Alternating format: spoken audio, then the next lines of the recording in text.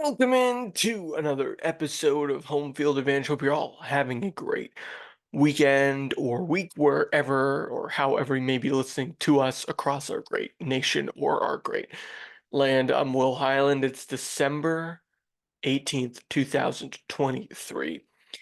We're in the final stretch of 2023 and of season 5 of Home Field Advantage. So I thank all of you for listening to us, whether it be on Spotify, Apple, Google, Stitcher, or wherever you get your podcasts, or if you watch on YouTube. We're so thankful that you have done so this year. We've had a great year, and there's more in store for us in the future. I'm not really coming into this podcast with a big agenda. I'm recording around 6 p.m. on Sunday, and so I don't know how the late NFL games have ended.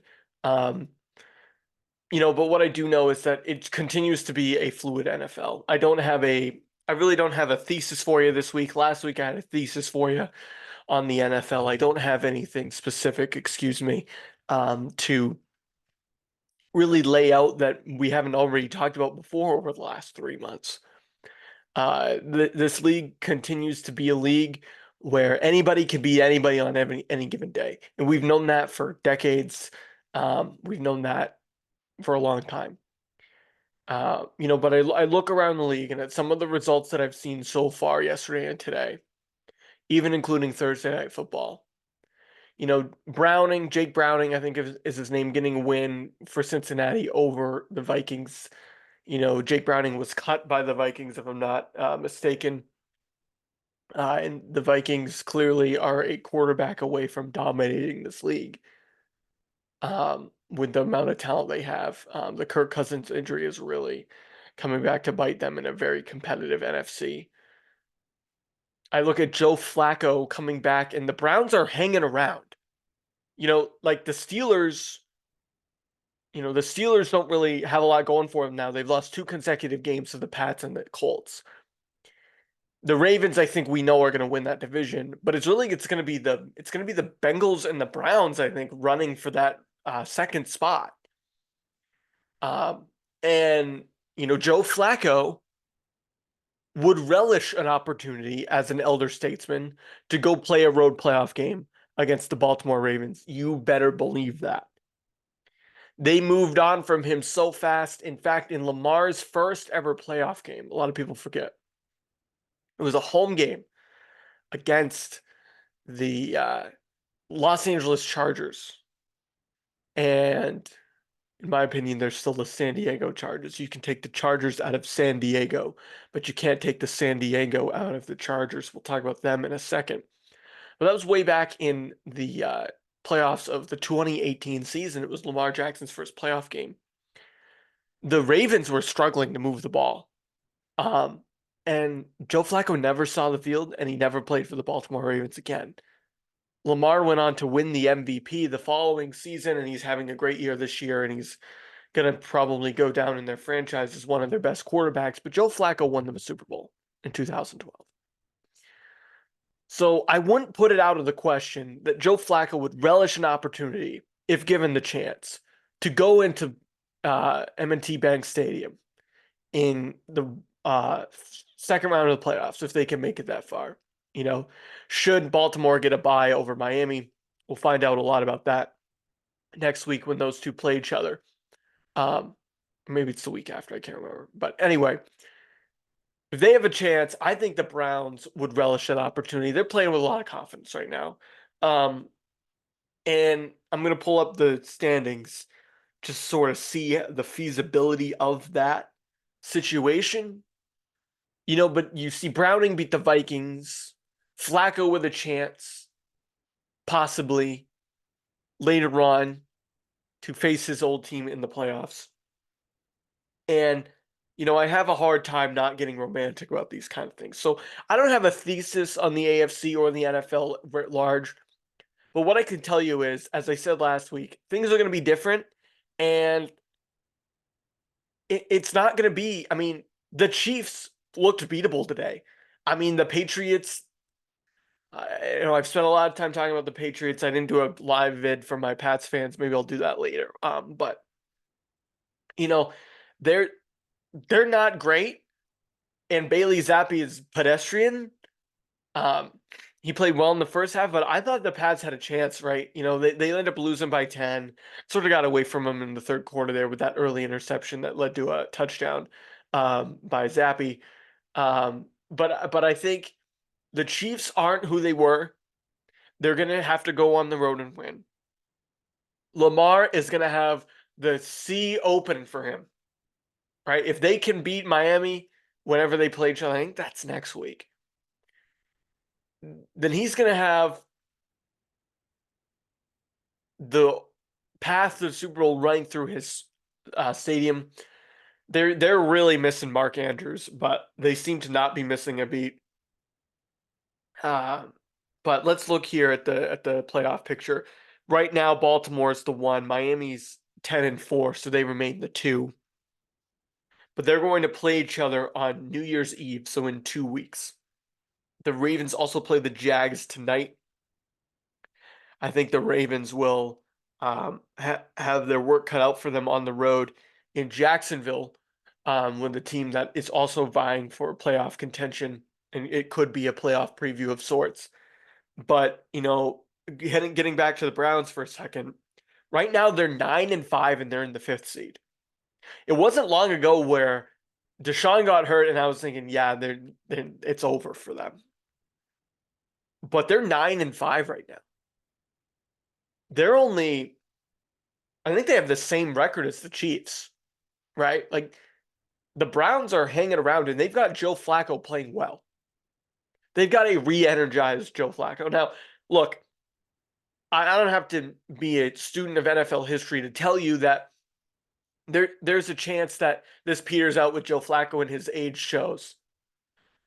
And I'm not saying he's Brady or Manning, but we saw Brady or Manning win Super Bowls at an age similar to Joe Flacco's.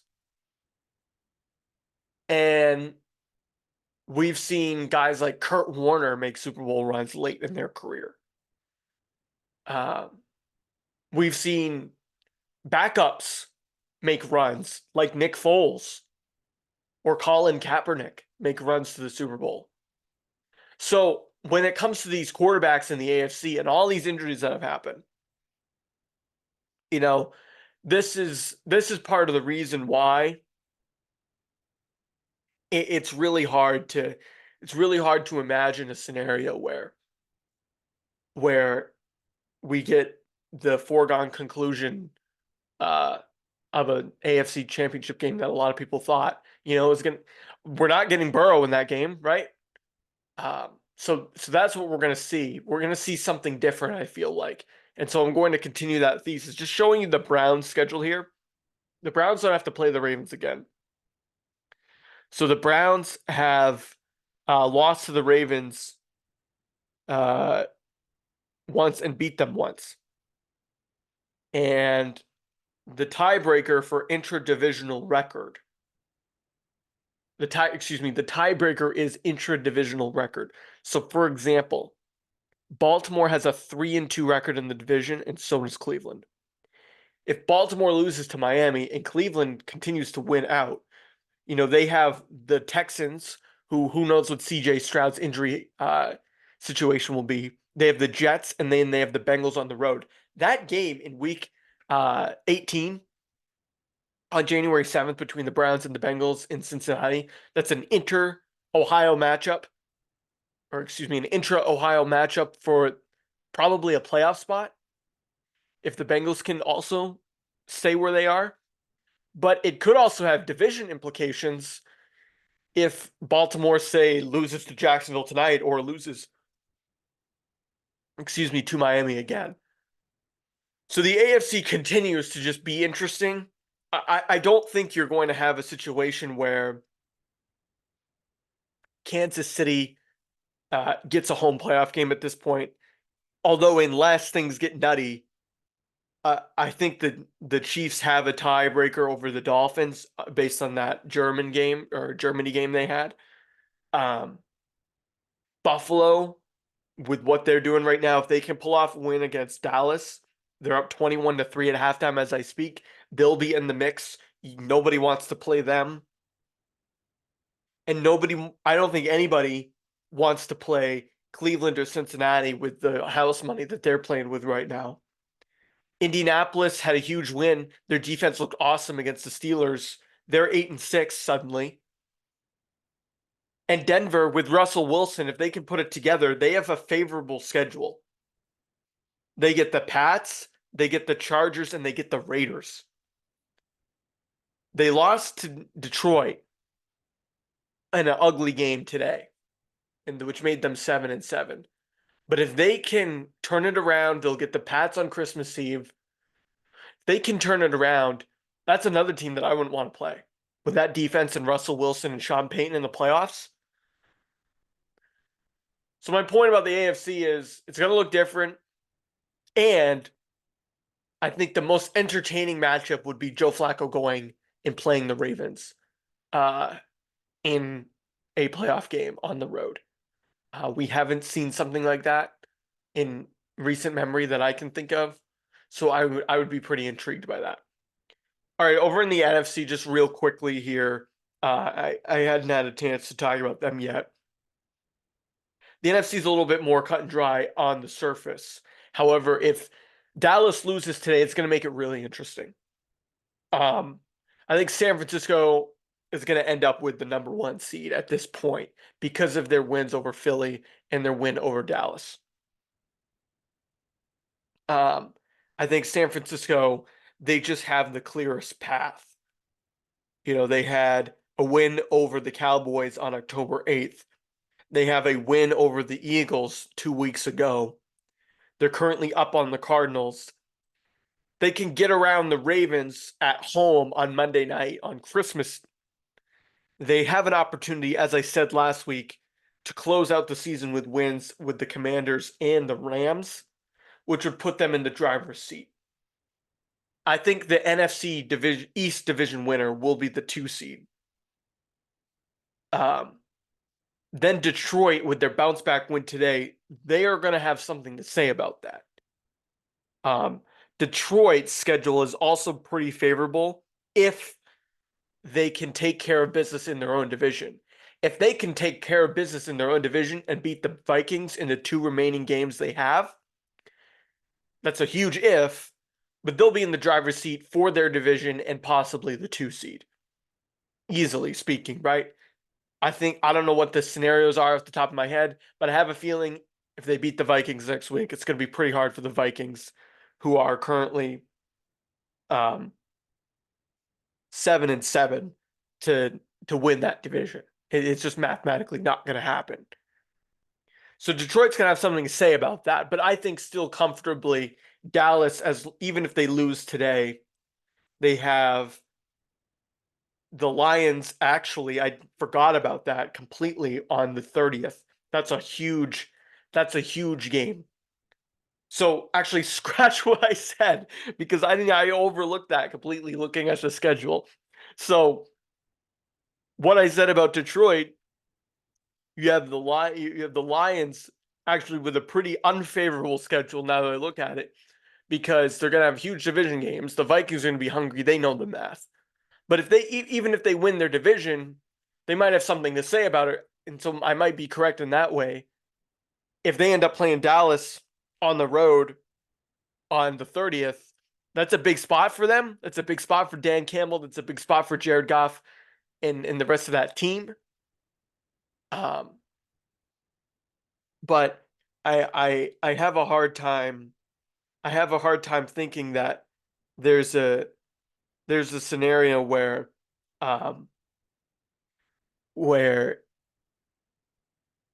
the top 3 looks any different than San Francisco / East winner / Detroit.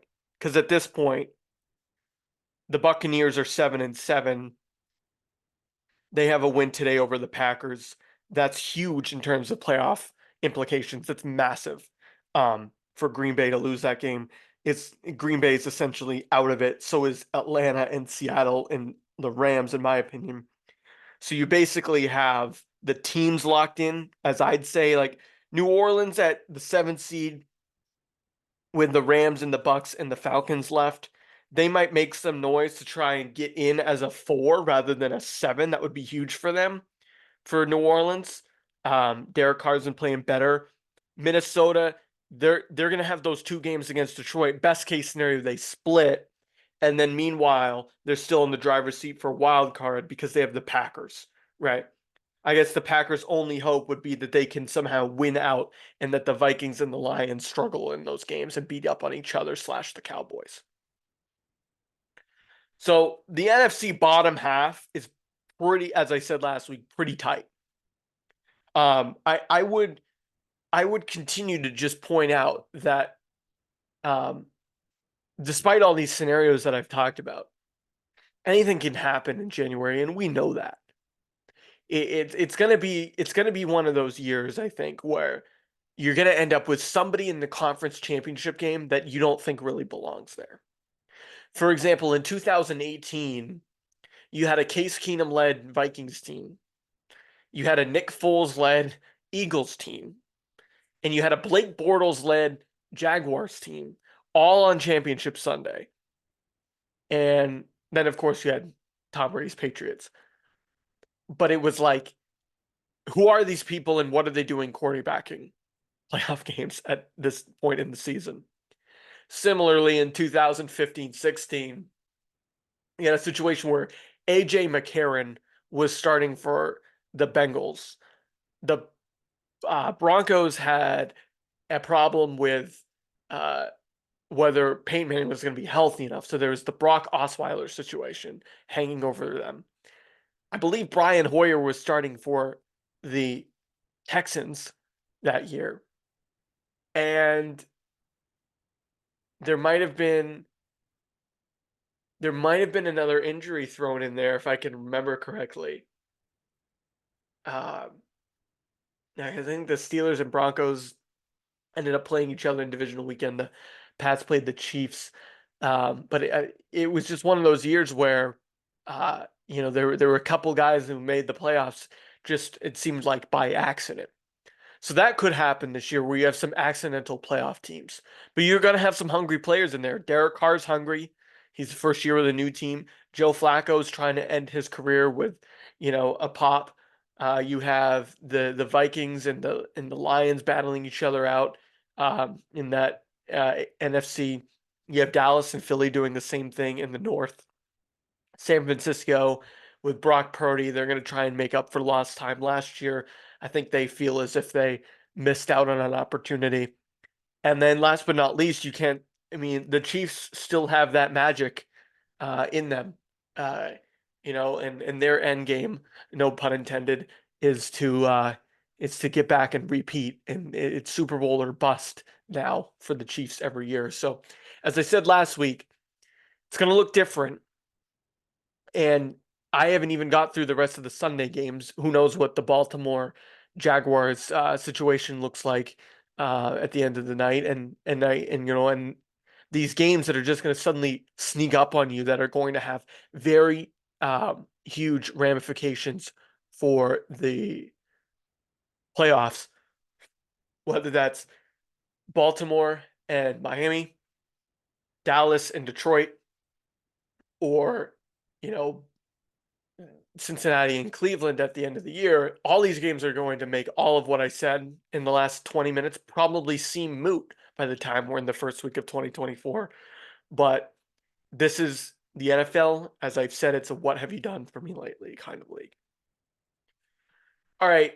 Speaking of what have you done for me kind of lately, I think some Red Sox fans are getting frustrated. And, I know I'm going back to the well here with some of the topics from recent episodes, but this Yamamoto thing is starting to get out of control. I was told a week ago that when Shohei Ohtani signed free agency and the offseason was about to begin. Well, since then, it seems like pretty much only the Dodgers are making moves. They get Glass now, they acquire him. He's going to be a part of their pitching staff. They're going all in. And it's actually funny because the Dodgers don't really go all in. They've just been all in. I think the Yankees are trying to get there too. We talked about the Juan Soto trade. And with the Sox, it's sort of like I hear all these people saying, well, the fan base is expecting them to be a World Series contender. No, I'm actually not. I'm expecting them to try and put together a roster because they're still a big market team, whether or not they want to admit they are or not. Right? Like usually it's a small market team trying to be a big market team. In this case, which is what the Padres have done recently and ultimately failed at. But for the Sox, it's uh, you are a big market team trying to be a small market team. They don't need to scrape the bargain bin. Like Tyler O'Neill will be okay. Some of these other guys, like who knows, they'll be fine role players. But they should be in the mix for this Yamamoto kid. I mean, there's been reports all over the place. I don't even know what to believe anymore. But I think Red Sox fans are getting restless. I've talked to a lot of them recently. Everybody's getting restless. When John Henry and company say things like we're going full throttle in the offseason, and then, we're almost at Christmas and you can't really point to anybody that they've signed and said that's their marquee acquisition. If their marquee acquisition is Tyler O'Neill, we're in big trouble. Even the Orioles went out and got Craig Kimbrell, so you can say that they're attempting to go and get better. I'm worried about expectations versus reality here because the reality is that the Red Sox probably aren't going to be a World Series contender next year. That's the reality. The expectation is I don't want them to be out of the playoff hunt by Labor Day. Now, in the age of expanded MLB playoffs, that's been the only reason why they've still been in the hunt, as late as Labor Day. For all intents and purposes, they've been practically eliminated at the All-Star break. Mathematically, there's always a shot up until, unless you're really bad, there's always a shot up until the end of the year. But for this Sox team, I think the expectation is put together a season like we saw in 2021. Like 2021, the expectations were on the floor, right? They exceeded them because they played really well early on. They petered out between July and August, but they came on strong at the end. They made the playoffs and they made a push toward the ALCS and ultimately to toward the World Series, but they fell just short in the championship series to Houston. That should be the expectation is I want this team and I said this when Breslow was hired. I want this team to be competing as a top 4 team in the league every year. Houston has made a model in the AL. Atlanta has made a model in the NL. You don't have to necessarily always get the biggest free agents like the Yankees and Dodgers do to constantly be competitive. Jose Abreu, yep, he went to Houston. The Braves have their homegrown studs. We all know, but they lost Freddie Freeman, and actually, I think put together a better year in 2023 than they did in 2022. The only problem is this expanded playoff thing has really thrown a wrench into what everybody does in October. But nevertheless, I think, the Braves have looked good even post Freddie Freeman. And meanwhile, the Red Sox post Mookie Betts have been, outside that one lightning in a bottle year, not really competitive at all. So if I'm a Red Sox fan, which I am, my expectation is put together a season that fans are caring about. Because sometimes I got to the point where the losses just became so vanilla. It was like, yep, and here we go, another 6-1 defeat. Another game where you start behind, and then Alex Cora tells you post game that they just need to execute better, and the next thing you know, they've lost 7 out of 10. They're way too streaky. So I think just put together a competitive team, right, is the expectation. Because the reality is we know we're not an immediate World Series contender. So I disagree with the premise from a lot of Red Sox media people like Lou Merloni, who think that the expectation is that this team is going to be a World Series contender. I don't have that expectation. I don't think a lot of Red Sox fans do. Not this year. I think this year the expectation is needle in a positive direction with competitive baseball late in the year.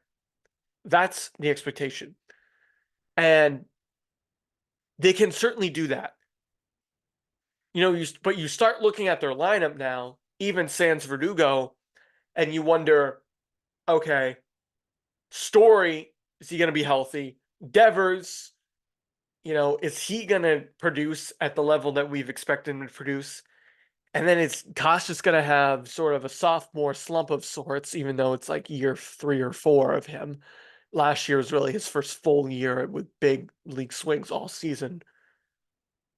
And then after that, I sort of look around and Jarren Duran, Yoshida, O'Neill, Reese McGuire. I don't even know who's going to play second base. And then you're like, oh boy, this lineup is pretty thin. And I don't think I'm missing anybody. If I'm missing anybody, scream it from the rooftops. But then I get to that and I'm like, okay, what are we going to do here? What's the expectation? What's this lineup going to even look like?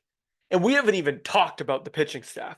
Because the pitching staff could be anywhere from elite if they get a guy like Yamamoto, let alone Montgomery or Seth Lugo or somebody else to complement him.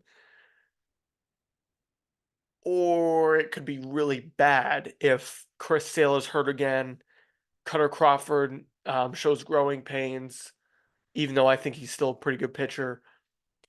Or, Brian Bayo shows some growing pains, or, any of these other guys, that's going to be a problem. And so with this Sox team, the question is, what's the expectation? What's the reality? I think the expectation right now, and at least it was going into the offseason, was that this team was going to spend big. Hasn't happened yet. When we're 8 weeks away from pitchers and catchers. All right, don't let it get lost in you just because it's not Christmas yet. Things are gonna, if Yamamoto isn't signed by like Wednesday, I don't think it's gonna happen before Christmas. Suddenly we're into January, and that's gonna get dicey. That's gonna get dicey fast. So, just throwing that out there. Gotta have expectations on the Sox. All right, other things quickly. I don't have a lot going on for episodes the rest of the year. But I did want to point out some programming notes before I closed up shop. First thing, I will try and do an episode. I think I'm going to try and do an episode Friday, December 22nd. That will be anything that's happened, NFL-wise, NHL-wise, NBA-wise, MLB, college football, college basketball, all that stuff. I didn't get a chance to talk college hoops today. Purdue took down Arizona. That was big. But I think my plan will be to do a podcast on Friday, December 22nd.